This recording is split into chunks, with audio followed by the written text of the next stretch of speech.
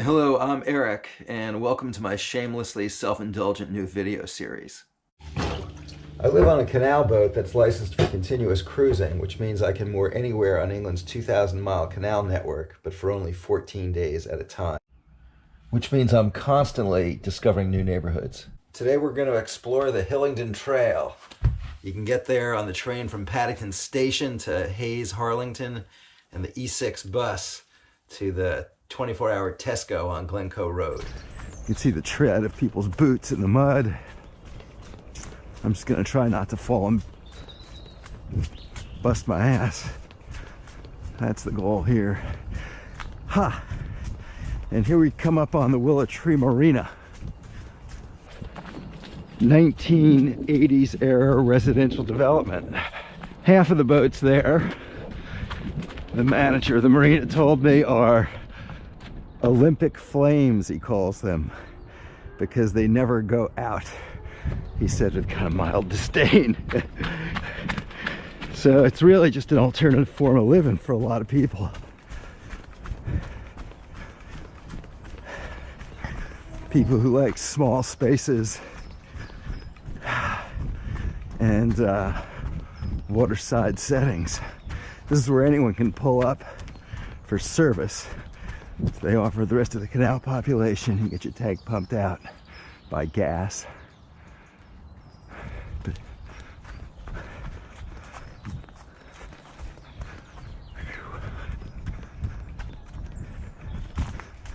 And now we head back into the muddy woods.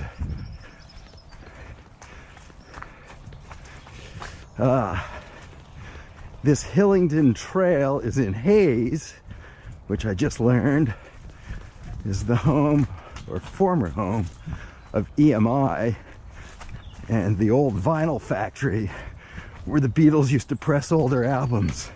If you've got an old Beatles album, you supposedly can look on the back and it should say, made in Hayes, Middlesex. Connected to central London by the Paddington arm of the Grand Union Canal, which, you know, marvelously features these sylvan parks sometimes on its side, even though you're still technically in the city of London. Really marvelous thing. Here's the agility test. It's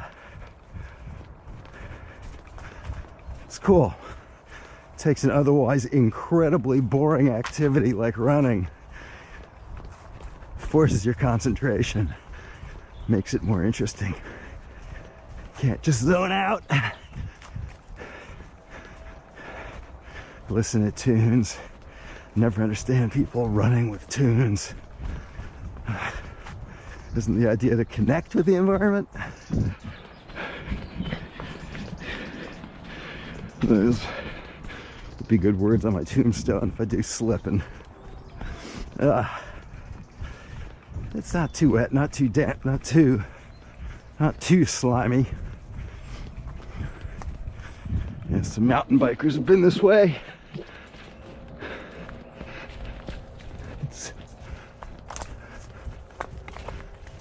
So,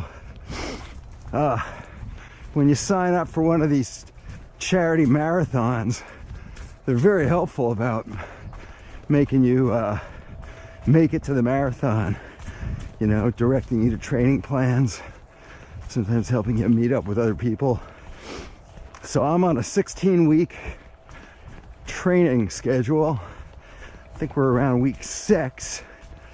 I just did my most recent long run. It's an interesting approach to improving your running, lengthening the distance as you run, obviously increasing your speed by running 4 days out of the week.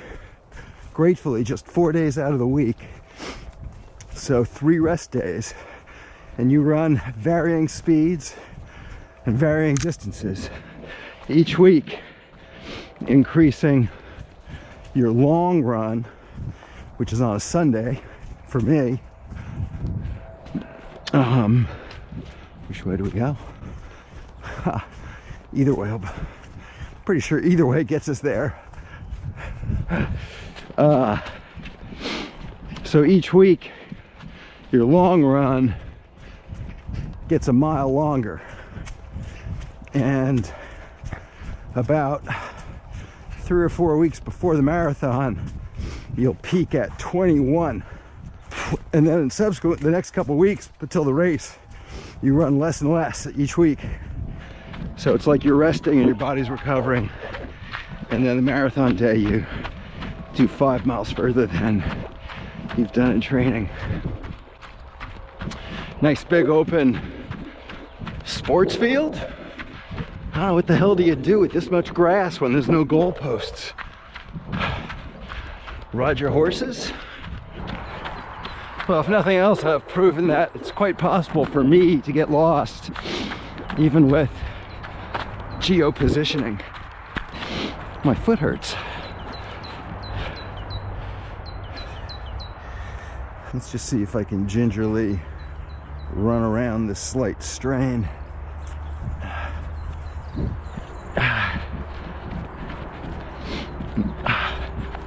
And see if it goes away, as I often find it does. I'm quite relieved to discover, even at my advanced age, the body's unbelievable regenerative capabilities. It's remarkable how many times I'll feel a twinge or some different kind of pain in an ankle or foot or knee, hip. Really, it could be anywhere. Something new and sharp, and it makes me think, oh my God, I've been kidding myself. I really can't learn to run a marathon at 61. But what I found is if I slowed down and just enough, you know, to where it's almost walking pace like I'm going right now, that it'll resolve itself, which seems to be happening right now. I just felt a twing again, but yeah, I don't know, man. Maybe I shouldn't be talking about it like that. Knock on wood. Stay out of the mud. Follow me to Brighton.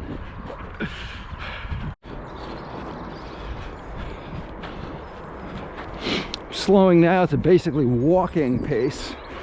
Isn't this all pretty? Not just to enjoy the view, but to see if a sudden pain that has developed in my left foot will resolve itself if I just kind of leave it alone, but go slow enough as to ooh boy, icky, icky, icky. That was bound to happen. Whew. So, passed most of my agility drills today. All right, you can hear the hum of traffic in the background. Hope to soon be back on the canal. I think this is going to take me to the canal. If nothing else, I've proven today how badly my orienteering abilities have deteriorated in the 10 years since I've been an iPhone user. My God. It's impressive to get lost, even when you've got GPS. But anyway, I guess I'm not totally, didn't get completely lost, because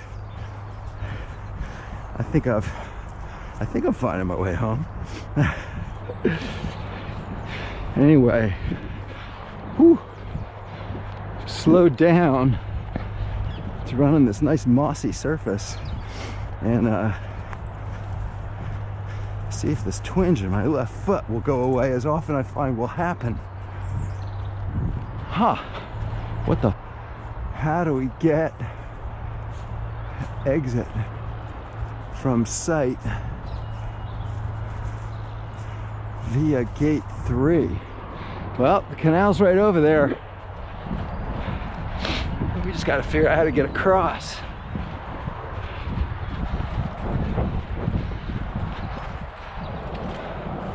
Oh boy, this doesn't look like the way most people have come.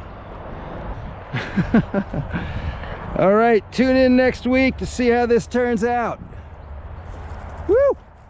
And consider donating to Amnesty International. Help pay my entrance fee to the Brighton Marathon.